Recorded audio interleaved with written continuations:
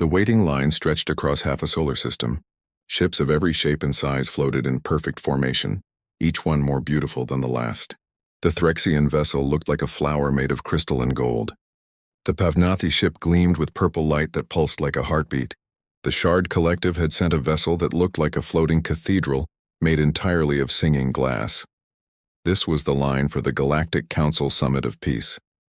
It happened once every 100 years. Every major species in the galaxy sent their most beautiful diplomatic ships to attend. It was the most important peaceful gathering in known space. Security Director Zixathera watched the monitors from her command station. She had 6 arms, each one working a different control panel. Her species, the Velcrin, had been running council security for 3 centuries. Nothing surprised her anymore. Or so she thought. Director, her assistant called out. We have a new ship entering the queue. Identify it, Zixathera said without looking up. Ships had been arriving all week. It's transmitting human credentials. That made Zixathera look up. The humans were new to the galactic community. They had only made first contact 15 years ago. This was their first time being invited to the summit. The council wanted to see if they were ready to join civilized space. Good, Zixathera said. What does their diplomatic vessel look like? Her assistant's skin turned pale blue. That was a fear response. Director, it's not a diplomatic vessel. It's a warship. A big one. Every alarm in Zixathera's head went off at once. She pulled up the scan on her main screen. Her blood went cold. The ship was massive. It was 3 times the size of any diplomatic vessel in the queue. Its hull was dark gray, covered in armor plating. Weapon ports lined its sides like teeth in a shark's mouth. Rail cannons. Missile batteries. Energy weapons she couldn't even identify. The name was printed on the side in bold white letters, UHSV Indomitable. Get me the council chair. Now, Zixathera said. Within minutes, her screen filled with faces. Council members from dozens of species appeared, all talking at once. Chair Mordesh, a being of pure energy wearing diplomatic robes, called for silence. What is the meaning of this? Mordesh's voice boomed. Why is there a human warship in the diplomatic queue? I don't know, Zixathera admitted. But it gets worse. I'm reading their power signatures. Weapons are hot. Reactors at 70%. That ship is ready for combat. The screen exploded with panic. The Pavnathi ambassador started screeching. The Threxian representative demanded military escorts. Even the calm archivist's floating brains in jars bubbled with concern. This is an act of war, someone shouted. The humans are showing their true nature, another voice cried. Chair Mordesh raised glowing hands for silence. Has the vessel made any threatening moves? Zixathera checked her sensors. No, they're just waiting in line. They transmitted diplomatic credentials and took their place in the queue. They're following all protocols perfectly. Hail them, Mordesh commanded. I want to know what they think they're doing. Zixathera opened a channel. Human vessel Indomitable, this is Galactic Council security. Please state your intentions. There was a brief pause. Then a human woman's voice came through, sounding almost bored. This is UHSV Indomitable, Captain Samantha Rodriguez commanding. We're here for the summit. Filed our credentials 3 months ago. Just waiting our turn like everyone else. The calm response somehow made it worse. Zixathera looked at Mordesh, who looked as confused as energy beings could look. Captain Rodriguez, Mordesh said. You are aware this is a peace summit? Yes, sir. And you brought a warship? Yes, sir. Is there a problem? Half the council members started talking at once again. Zixathera had to mute several of them. We will discuss this internally, Mordesh said carefully. Please stand by. The channel closed. Immediately the council erupted into argument. They're planning an attack, the Pavnathi ambassador insisted. Why else bring a warship? Perhaps it's a cultural thing? Suggested one of the archivists. We should research human customs before. There's no custom that explains bringing weapons of war to a peace conference. The Threxian representative interrupted. Zixathera pulled up everything Council intelligence had on the humans. The file was smaller than she expected, but deeply concerning. Humans had ended their first interstellar war in 3 months. 3 months. Most wars lasted decades.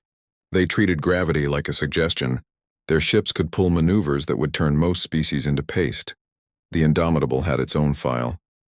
It had survived something called the Battle of Proxima Rift, where it held off an entire enemy fleet alone.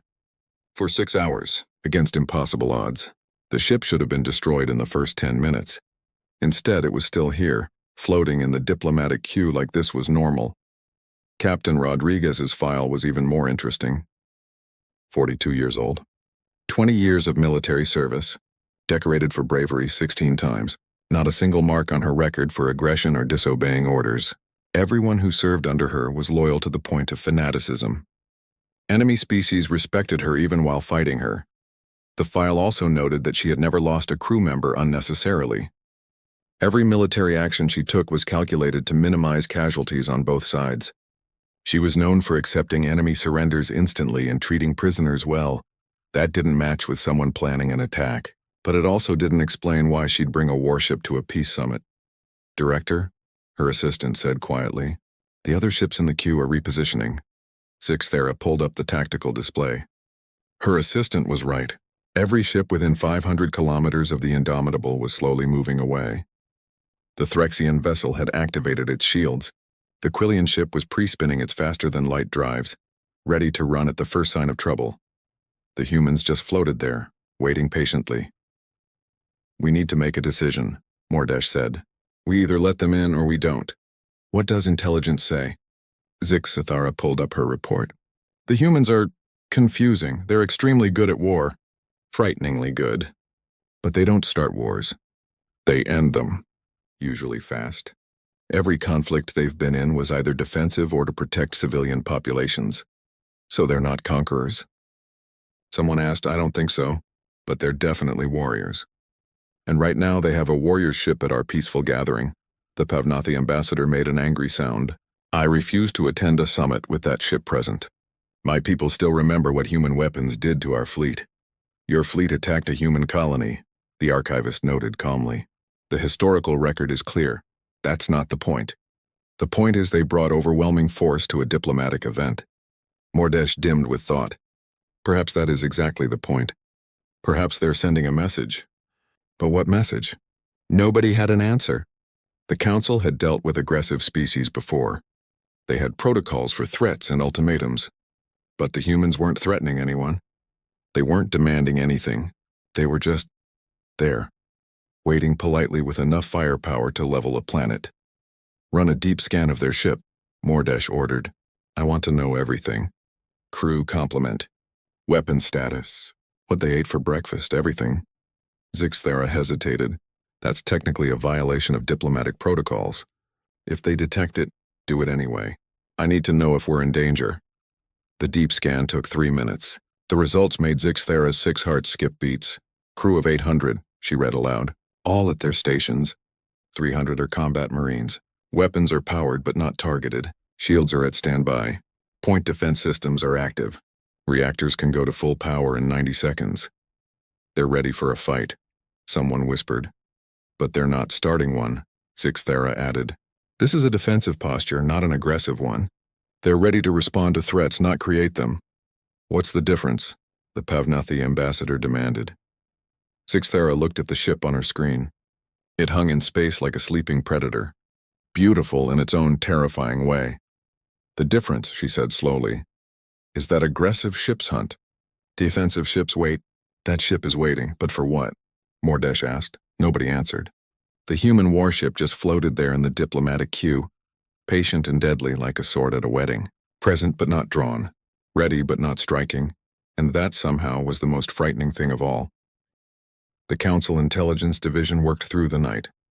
Their assignment was simple but terrifying. Figure out what the humans were planning. Chief Analyst Krivan had never been so stressed in his long life. He was a Methodian, a species known for calm logical thinking. But there was nothing calm about the data in front of him. Show me everything we have on human military operations, he told his team. The files appeared on screens all around him. There weren't many. Humans had only been in space for 15 years. But every single military action was documented in disturbing detail. The first file was the Kessler Station incident. A mining station on the human frontier. The Pavnathi had claimed it was in their territory and attacked without warning. 3 human civilians died in the first strike. The human response was fast and brutal. 2 human destroyers arrived within hours. The Pavnathi fleet was 10 times their size. The battle should have lasted days. It lasted 47 minutes. The human ships moved like nothing Krevan had ever seen. They used the gravity of nearby planets like slingshots. They fired weapons while doing turns that should have killed everyone on board. They targeted the Pavnathi command ship first, cutting off communications. Then they destroyed engines, not reactors. They disabled ships instead of destroying them. When the Pavnathi admiral tried to surrender, the humans accepted immediately. They even provided medical aid to the damaged Pavnathi vessels. Efficient, Krevan muttered. Frighteningly efficient. The next file was worse. The Battle of Proxima Rift. The Krell invasion fleet had tried to conquer a cluster of human colonies. 200 Krell warships against 12 human vessels. The humans knew they couldn't win, so they didn't try to. Instead, they evacuated the civilians. The indomitable Captain Rodriguez's ship stayed behind alone. Its job was simple: buy time. Hold off 200 warships long enough for the evacuation to finish. Military analysts said it was impossible. The Indomitable should have been destroyed in minutes. Captain Rodriguez had other ideas. She used the asteroid field. She used debris from destroyed ships. She sent fake signals to confuse enemy sensors. She made the Krell think there were more human ships than there really were. For 6 hours, she made 200 warships chase shadows while the real ship kept moving, kept fighting, kept surviving. By the time the Krell figured out the trick, the civilians were safe. The Indomitable was damaged but still fighting. When human reinforcements arrived, the Krell retreated. They'd lost 30 ships trying to catch one vessel. Captain Rodriguez was offered medals. She turned them down. She said she was just doing her job. Krevan pulled up more files. The pattern was clear. Humans didn't start wars, but when wars came to them, they ended them fast. They fought smart, not just hard. They valued their own lives and even enemy lives. But they absolutely refused to lose. What are we dealing with? One of Krevan's assistants asked. A species that understands war too well, Krevan said quietly. They don't fight for glory or territory. They fight to protect what's theirs, and they're very, very good at it. So what do they want at the summit? That was the question that kept Krevan up at night. He pulled up the communication logs. The humans had filed their diplomatic credentials exactly as instructed. They'd followed every rule. They'd been nothing but polite, but they'd sent a warship. Krevan opened the file on Ambassador Lyra Chen. She was the human diplomatic representative. 73 years old, she'd been a university professor before becoming an ambassador. Her specialty was conflict resolution. Her record showed successful negotiations in 17 different disputes. She had a reputation for being kind but firm. The file also noted that she never negotiated from weakness. She always made sure her side had options, power, leverage, and right now her leverage was the Indomitable. They're not here to attack, Krevan said suddenly. They're here to make a point. What point? That they can't be ignored. That they can't be pushed around. That if they're joining the galactic community, they're joining as equals. His assistant looked doubtful. That's a very aggressive way to make that point. Maybe, Krevan said. Or maybe that's just how humans think. He pulled up a human cultural file. It was thin. Most of it was guesswork and observations from brief contacts. But one section caught his eye. It was about human history. Humans had spent their entire existence fighting each other. Wars on their home planet were constant. They'd developed weapons that could destroy their whole world several times over. They'd come close to using them, but they hadn't. Instead, they'd learned something. The file called it peace through strength. The idea was simple. If everyone had weapons, everyone would be too afraid to fight. Make war so terrible that nobody wants it. It had almost destroyed them. But eventually it worked. When humans finally united and went to space, they brought that philosophy with them. They make weapons to prevent war, Krevan said slowly. They show strength to avoid having to use it. That's insane, his assistant said. That's human, Krevan corrected. Back at the council station, the tension was rising. More ships were arriving for the summit. Each one noticed the human warship in the queue. Each one sent panicked messages to council security. Zixathera was fielding complaints from 24 species. The Quillian Harmony wanted the humans removed. The Methodians suggested quarantine protocols. The Shard Collective was debating whether to leave entirely. Only one species wasn't complaining. The archivists, the floating brains who studied everything, were fascinated. This is remarkable, their spokesperson said. We're witnessing a first contact moment. Not of bodies, but of philosophies. This isn't helpful, Zixthara snapped. She was tired and stressed, isn't it? The archivist replied. Consider we invited the humans to send their finest vessel. They sent a warship. What does that tell us? That they're planning something. Or that to them, a warship is their finest achievement. Think about what that means. We build beautiful diplomatic vessels to show our commitment to peace. They build powerful warships for the same reason. Zixthara stopped. That was an interesting thought. You're saying they see that ship as a peace offering? I'm saying they might see it as their greatest accomplishment. And perhaps it is. Look at its record. How many lives has that vessel saved? How many colonies has it defended? How many wars has it ended? Zixthara pulled up the Indomitable service history. 17 major engagements. 0 civilian casualties on the human side. Minimal casualties on enemy sides. 3 humanitarian missions. 1 first contact gone wrong that the Indomitable diffused without firing a shot. It's a guardian ship, the archivist continued. They didn't send a predator to our summit. They sent a protector. A protector with enough weapons to level a planet, Zixthara pointed out. Yes, because to them, protection and power are the same thing. You can't protect what you can't defend. You can't defend without power. Zixthara considered this. It made a strange kind of sense. Humans had evolved on a dangerous world. They'd fought for everything they had. Of course, they'd think protection required strength, but that didn't make the other species feel safer. Sir, one of her assistants interrupted. We're getting more readings from the Indomitable. What kind of readings? Nothing threatening. It's just they're running normal ship operations. The crew is eating meals, sleeping in shifts. Someone's playing music in one of the rec rooms. They're acting like this is completely normal. Zixthara pulled up the internal scans. Her assistant was right. The humans were just living, going about their daily routines. One officer was doing a crossword puzzle. Another was working out in the gym. Captain Rodriguez was in her quarters reading a book. They weren't preparing for battle. They were waiting, patiently, like they had all the time in the world. They really don't think they're doing anything wrong, Zixthara said with wonder. No, the archivist agreed. To them this is normal. Expected even. They were invited to a summit. They sent what they consider their best representative. That it happens to be a warship is irrelevant to them. Chair Mordesh appeared on Zixthara's screen. Report. Zixthara took a breath. I don't think they're here to attack. I think this is a cultural misunderstanding. A big one. Explain. She shared Krivon's files and the archivist's theory. Mordesh listened in silence. So you're saying they think bringing a warship is appropriate? Mordesh asked. I'm saying they might not see it as a warship. They might see it as their greatest achievement. Their finest vessel, which is exactly what we asked for. Mordesh dimmed with thought. Then we need to talk to them. Really talk to them. Not security protocols. Not formal hails. We need to understand what they think they're doing here. And if we don't like the answer, then, Mordesh said grimly, we'll have to decide if we're ready to tell a species with that ship that they're not welcome in our community. Nobody wanted to be the one to deliver that message.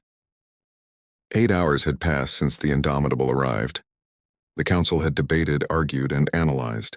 Now it was time for action. Chair Mordesh floated in the center of the council chamber. Around them, holographic representatives of every major species watched with nervous attention. This broadcast would go out on all channels. Every ship in the queue would see it. The whole galaxy would hear what happened next. Open a channel to the human vessel, Mordesh commanded. All frequencies. I want everyone to witness this. The screen lit up. Captain Rodriguez appeared, still in her dress uniform. She looked calm, almost relaxed. That somehow made Mordesh more nervous. Captain Rodriguez, Mordesh began, their energy field pulsing with authority. We have deliberated on your presence here. Your choice to bring a warship to this summit of peace is unprecedented.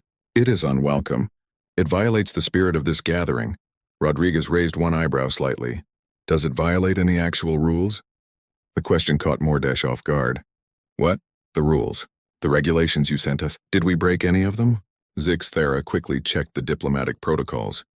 She hated to admit it, but no. The humans had followed every rule perfectly. They'd filed the right paperwork, used the right codes, waited in the right place. That's not the point, Mordesh said. The point is, with respect, sir, I think that is the point, Rodriguez interrupted. Her voice was polite but firm. You invited us. We accepted. We followed your protocols. If there was something else you wanted, you should have specified it. The Pavnathi ambassador couldn't contain himself any longer. You brought a warship to a peace summit. How is that appropriate? Rodriguez turned to look at the Pavnathi. Her expression didn't change, but something cold entered her eyes. Ambassador, the last time we met, your fleet fired on a civilian mining station. Without warning, without provocation, 3 of my people died, including a 6-year-old girl. The Pavnathi's feathers flattened. That was a mistake. A local commander. A mistake, Rodriguez said flatly.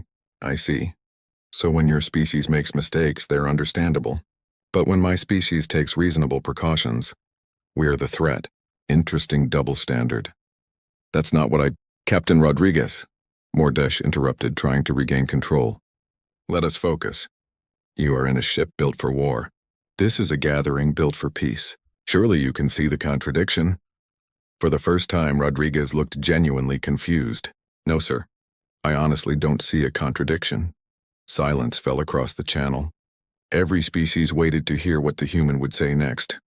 Rodriguez looked off-screen for a moment as if checking with someone. Then she sighed. Okay, I think we need to have a different conversation. Let me bring in Ambassador Chen. She's better at explaining things than I am. The screen split.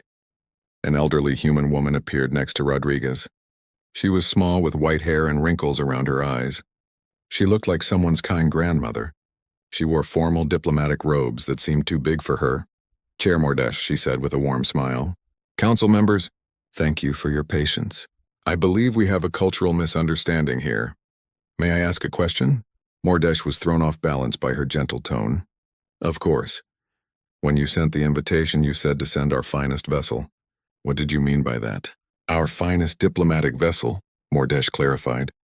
A ship that represents peaceful intentions. I see, Chen said. And what does such a ship look like? The Threxian representative spoke up. Beautiful, ornate, lightly armed or not armed at all. A ship that shows trust in the peaceful nature of the gathering. Chen nodded slowly. So a ship that represents hope, trust, the belief that everyone here wants peace. Exactly, several council members said together. That's lovely, Chen said sincerely. It really is. And I can see how our choice confused you, but you see humans define finest vessel differently. Captain Rodriguez, would you like to explain? Rodriguez cleared her throat. The Indomitable is our finest vessel because of what it represents. This ship has saved 4 million lives. It's evacuated colonies during disasters, delivered medical supplies through war zones, protected civilian ships from pirates, and yes, fought when necessary, but always to protect innocence. This ship, Chen added softly, is the embodiment of humanity's greatest strength, not the weapons, not the armor. The commitment to protect those who cannot protect themselves, the willingness to stand between danger and innocence. The Quillian ambassador made a confused sound. But it's still a weapon. Yes, Chen agreed. It is because protection requires power. You cannot defend what you cannot fight for. You cannot keep peace if you cannot enforce peace. So you're admitting you came here to threaten us? The Pavnathi ambassador demanded. No, Rodriguez said sharply. We came here to show you who we are. This ship represents human values. We value peace, but we also value the strength to maintain that peace. We don't separate the two concepts. They're connected. Chen leaned forward slightly. Let me tell you a story. 300 years ago on Earth, humanity built weapons that could destroy our entire planet. We came very close to using them. Everyone was afraid. Everyone had weapons. Everyone thought that would keep them safe. And did it? The archivist asked, genuinely interested. Eventually, Chen said, after we almost destroyed ourselves, we learned something important. Peace doesn't come from weakness. It doesn't come from hoping everyone will be nice. It comes from everyone being strong enough that war becomes pointless. That's a violent philosophy, Mordesh said quietly. Is it? Chen asked. Or is it realistic? Look at your own history, Chair. How many species joined the Council after being conquered? How many joined because they were weak and needed protection? And how many joined because they were strong enough to be respected? Mordesh didn't answer. They didn't need to. Everyone knew the answer, Chen continued. The Indomitable is here because she represents everything humanity has learned about peace. We tried peace through weakness. We tried peace through isolation. We tried peace through surrender. None of it worked. What worked was being strong enough that others thought twice about fighting us, and kind enough that others wanted to work with us instead. You're saying might makes right, someone accused. No, Rodriguez cut in. I'm saying might makes possible. The Indomitable has the power to destroy entire fleets. We've proven that. But we use that power to protect, not conquer, to defend, not attack. The ship isn't here to threaten you. It's here to show you that humanity chooses peace even when we have the power to choose war. The council chamber erupted. Half the members were outraged. The other half were thoughtful. Mordesh called for order. This is still highly unusual, Mordesh said. You must understand our concerns. Many species here have been victims of aggressive warships. They see your vessel and they fear. Chen's face softened with sympathy. I understand. Fear is reasonable. But let me ask you this. In the 15 years since humanity joined the galactic community, have we started any wars? Zixthera checked the records. No. Have we conquered any territory? No. Have we broken any treaties or violated any agreements? No, Zixthera admitted. Chen spread her hands. Then judge us by our actions, not by your fears. Yes, we brought a warship, but we've been invited to 12 conflicts as mercenaries or allies. Do you know how many we accepted? 3, Krivon said from his analysis station. He'd been listening carefully. Only 3. All cases involving the defense of civilian populations. Correct, Chen said. We turned down 9 highly profitable war contracts because we didn't agree with the cause. We only fight for protection, for justice, for the right reasons. How convenient that you get to decide what the right reasons are, the Pavnathi ambassador said bitterly. Rodriguez's jaw tightened. You're right. It is convenient. It's also honest. We make no secret of our values. We don't hide what we are. That ship outside your station? That's us. Powerful, yes. Dangerous, absolutely. But aimed at protecting, not destroying. Unless someone threatens you, Mordesh pointed out. Unless someone threatens innocence, Rodriguez corrected. There's a difference. We don't fight for ourselves. We fight for those who can't fight for themselves, Chen added quietly. The Indomitable has one rule that every crew member knows by heart. It's painted in the main corridor. Would you like to know what it says? The council waited. Peace is not the absence of power. It is the choice not to use it. The words hung in the air. Nobody spoke for a long moment. Finally, one of the archivists broke the silence. Fascinating. You've built a philosophy where strength and peace are not opposites but partners, where the capacity for violence becomes the guarantee of peace. Exactly, Chen said, looking relieved that someone understood. It's still frightening, Mordesh admitted. You're essentially saying you could conquer us all if you wanted to. Could we? Rodriguez asked. Maybe, maybe not. But we don't want to. That's the point. We have the power. We choose peace. Every single day we make that choice. And we're supposed to trust that you'll keep making that choice? The Quillian ambassador asked. Yes, Chen said simply. Because trust is what peace requires. You're asking us to trust that you won't attack us. We're asking the same of you. The difference is, we brought our sword to the table so you can see it. So you know exactly what you're getting with humanity. No surprises. No hidden weapons. This is who we are. Mordesh's energy field flickered. The council went into private session. No cameras. No recordings. Just the core members trying to make sense of what they'd just heard. They're either brilliant or insane, the Threxian representative said. I can't decide which. Perhaps both, the archivist suggested. Human history shows a species that survived by being clever and aggressive in equal measure. Zixthera pulled up more data on her screens. She'd been digging deeper into human culture while the conversation happened. What she found was disturbing and enlightening at the same time. Look at this, she said, sharing the files. Human art, their stories, their entertainment, images filled the screens. Humans in armor protecting others. Humans fighting monsters. Humans standing between danger and innocence. Over and over, the same theme. Their heroes aren't conquerors, Zixthera explained. They're protectors. Warriors, yes, but warriors who fight for others. Look at these old Earth stories. Knights protecting villages. Soldiers defending homes, superheroes saving cities. The pattern is clear. So they've been raised on stories of noble warriors, Mordesh said. That explains the philosophy, but not why they brought a warship here. Krivan spoke up from his analysis station. Actually, it does. If their entire culture celebrates protective warriors, then their finest military vessel would be the ultimate symbol of that ideal. To them, the indomitable isn't a weapon. It's a guardian, a protector, the physical embodiment of their highest values. The Pavnathi ambassador made an angry sound. That's just words. That ship can still destroy planets. But it doesn't, the archivist pointed out. That's what they're trying to tell us. The power exists. The choice not to use it is what matters. I still don't trust them, the Pavnathi said. Nobody's asking you to trust them yet, Mordesh replied. We're asking if we understand them. And I'm starting to think we didn't. Not at all. Another file popped up on Zixthera's screen. Here's something interesting. Human negotiations. I've been reviewing every diplomatic interaction they've had. There's a pattern, she showed the data. In every negotiation, humans came prepared. They brought information. They brought options. They brought power. But they also listened. They compromised when it made sense. They gave ground on small things to gain ground on big things.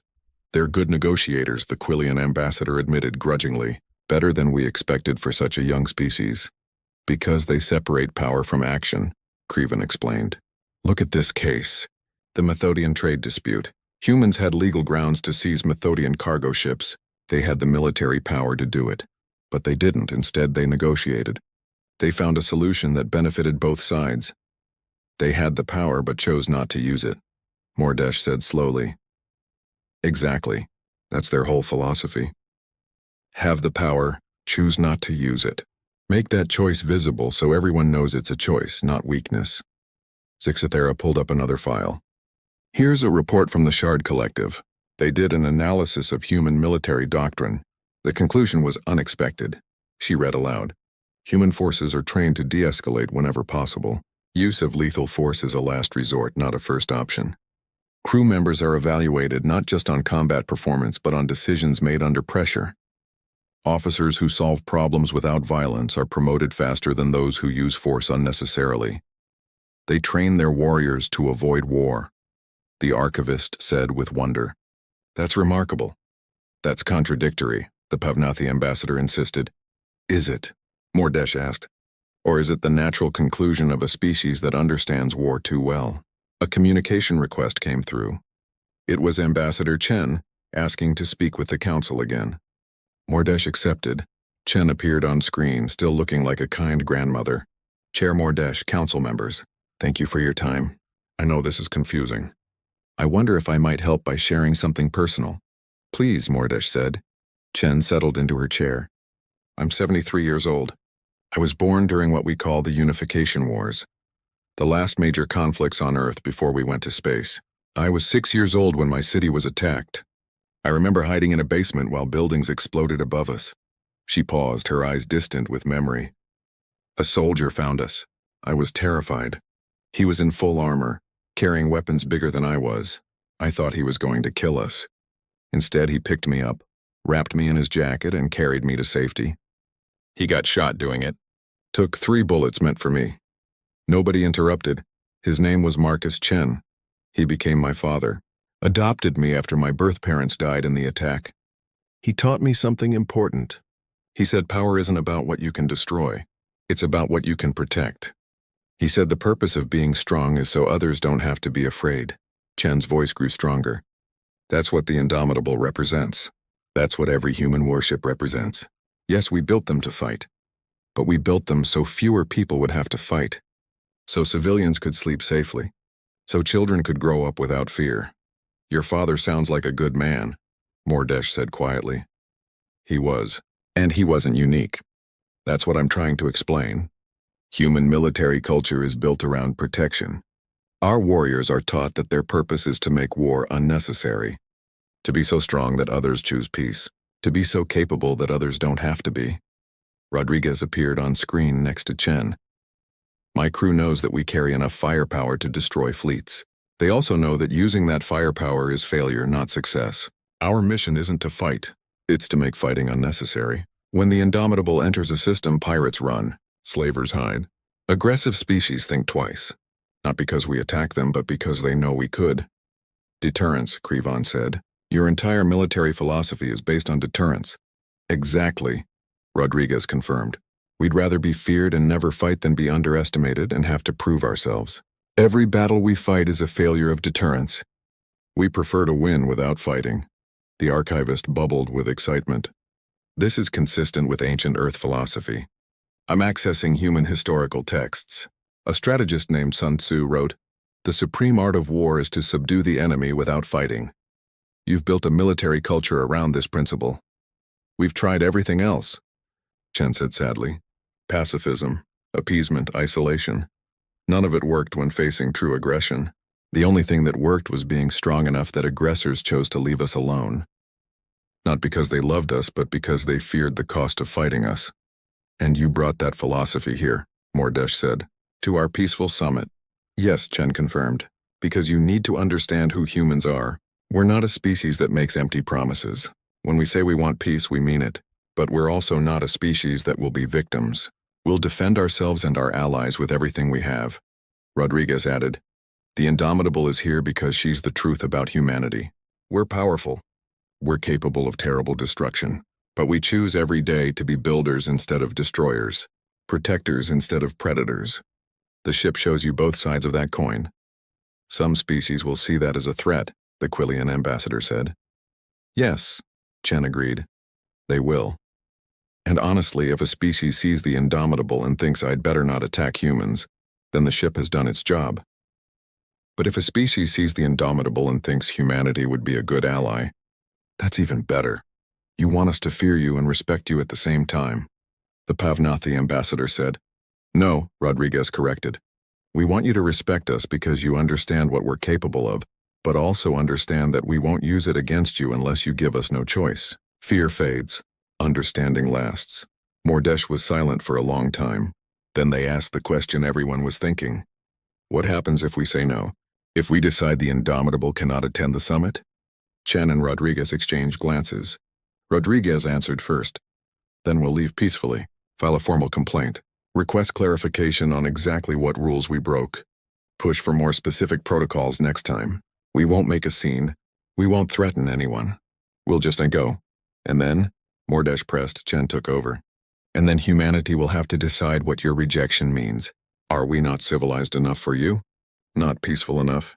Not the right kind of species? We'll have to evaluate what council membership means and whether we want to be part of a community that rejects us for being honest about what we are. You'd leave the council? Zixthera asked, shocked. We'd consider our options, Chen said carefully. We want to be part of the galactic community, but not at the cost of pretending to be something we're not. If the council requires members to hide their strength, to pretend they're harmless, to fit a specific mold of what peace looks like, that's not a community we can be honest members of. Rodriguez leaned forward. Here's what I think you need to understand. Humanity has enemies. Species that would love to conquer human space, take human resources, enslave human populations. The only reason they don't is because of ships like the Indomitable. If we hide our military, if we pretend to be weak, if we send pretty diplomatic vessels with no teeth, those enemies will see that as an invitation. And then there will be war, Chen concluded. Real war. Not threats. Not deterrence. Actual fighting, which is exactly what Eva... The vote was scheduled for dawn station time. Every council member would cast their decision. Allow the Indomitable to attend the summit or reject the human presence. Zixthara hadn't slept. She'd spent the night reviewing everything. Human history, human culture, human military actions. The picture that emerged was complicated. Humans were warriors. That was undeniable. But they were warriors who valued peace. Soldiers who hoped never to fight. People who built terrible weapons and then did everything possible not to use them. It didn't make sense by any traditional logic. But it made sense if you understood where humans came from. Director, her assistant called. The voting is about to begin. Zixthera made her way to the council chamber. It was full. Every species had sent representatives. Even those not officially on the council wanted to witness this moment. Chair Mordesh floated at the center. Their energy field was calm now. Decided. We have debated, Mordesh began. We have analyzed. We have spoken with the humans at length. Now we must choose. Do we accept humanity as they are, with their warship and their philosophy? Or do we reject them and ask them to return when they are ready to meet our expectations? I want to speak before the vote, the archivist requested. Mordesh nodded permission. The floating brain pulsed with thought. I have studied 3,000 species over my lifetime. I have watched civilizations rise and fall. I have seen every variation of military philosophy, diplomatic approach, and cultural value. The humans are unique, but not in the way we first thought. The archivist displayed data. Every peaceful species in this council reached peace through one of three paths. First path, evolution beyond violence, species that naturally grew past the need for conflict. Second path, exhaustion, species that fought until they had nothing left and chose peace from weakness. Third path, protection, species that were conquered or protected by others and adopted peace as a condition of survival. Images of various species and their histories filled the screens. Humans are attempting a fourth path, peace through deterrence, peace through strength. They are trying to maintain peace not by ending their capacity for violence, but by perfecting it to the point where violence becomes unnecessary. That's insane, the Pavnathi ambassador muttered. Perhaps, the archivist agreed. But it's also honest. They're not pretending to be something they're not. They're showing us exactly what they are and asking us to accept it. Krivan stood. I've completed my analysis. The humans are correct about one thing. Their military actions have been defensive or protective. Every war they've fought was against aggressors. Every battle they've won was followed by fair terms. They're warriors, yes, but they're not conquerors. The Shard Collective spoke next, their crystalline forms chiming in harmony. We calculate low probability of human aggression. High probability of human alliance value. Species shows strong loyalty to friends. Strong retaliation against enemies. Pattern suggests valuable but demanding ally. Mordesh looked around the chamber. Others wish to speak? The Quillian ambassador rose slowly. I came here prepared to vote no. The indomitable frightens me. Human military capacity frightens me. But I've been thinking about Ambassador Chen's words. About being honest. The humans could have sent a small diplomatic ship. They could have hidden their military capacity. They could have pretended to be harmless until we trusted them. The Quillian paused. They didn't. They showed us their sword. They let us see exactly what they're capable of. That's either foolish or honest. I'm starting to think it's honest. They could still use that sword against us, the Pavnathi ambassador argued. They could, the Quillian agreed. But so could we. Every species here has weapons, military forces, the capacity for violence. We just hide it behind pretty words and diplomatic vessels. Maybe the humans are right.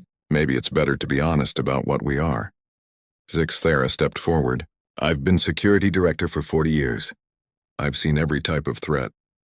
Aggressive species, deceptive species, species that smile while preparing to stab you in the back. She looked at the display showing the indomitable. The humans aren't that. They're something else. Something we don't have a category for. They're dangerous but not aggressive. Powerful but not expansionist. Capable of war but preferring peace. That doesn't mean we should trust them, someone objected. No, Zixthera agreed. But it means we should work with them. Because a species like that, either they're going to be our greatest ally or our worst enemy. And I'd rather make sure they're the first. Mordesh dimmed with thought. The Pavnathi ambassador has not spoken. You have strong feelings about the humans. The Pavnathi was quiet for a long moment. His feathers were flat against his body. Yes, strong feelings. My people died at Kessler Station. Human weapons killed them. I will never forget that. So you vote no? Mordesh asked. The Pavnathi struggled. I want to, but I've been reviewing the battle records. Our fleet fired first. Our admiral refused to communicate. Our ships wouldn't surrender until half our force was destroyed. The humans could have killed everyone. They chose not to. He looked up at Mordesh. I hate that I'm saying this, but the humans fought fairly. They gave us chances to surrender. They provided medical aid afterward. They didn't execute our admiral when they could have. By the rules of war, they were honorable. So you vote yes? I vote acceptance, not trust. Not friendship. But acceptance that this is who humans are and we must deal with that reality. Mordesh's energy field brightened. Then let us vote. all in favor of accepting human participation in the summit, with the Indomitable as their representative vessel?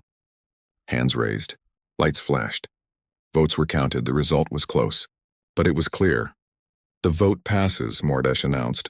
Humanity is accepted. The Indomitable will be permitted to attend the summit. Sixth Era opened a channel to the human ship. Captain Rodriguez appeared on screen.